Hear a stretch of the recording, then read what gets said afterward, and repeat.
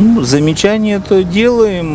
Ну, желательно, чтобы побольше сознательные люди были.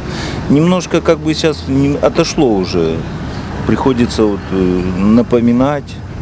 Вот. Ну и вообще без масок уже больше ходит, чем было раньше. И вообще молодежь это вообще так.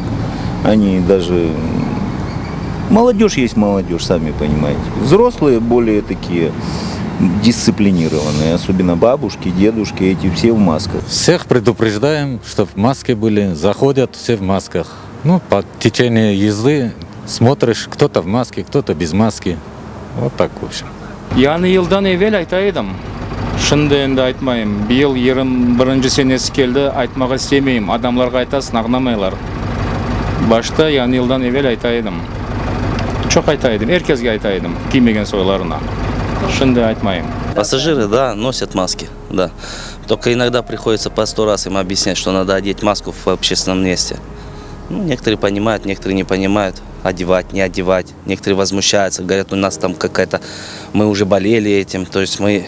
Ну, не могут они нормально сидеть в автобусе, ехать в маске, там, задыхаются некоторые.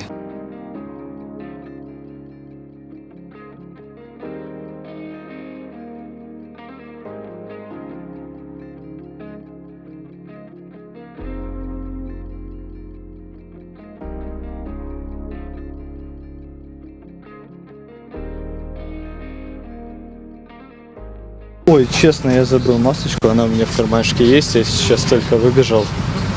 Всегда с собой ношу. Немного духота, дышать все-таки тяжело. А так, это меры предосторожности все-таки надо соблюдать. Тут каюсь, грешен был. Вошел, но я спешил, к сожалению. Здравствуйте.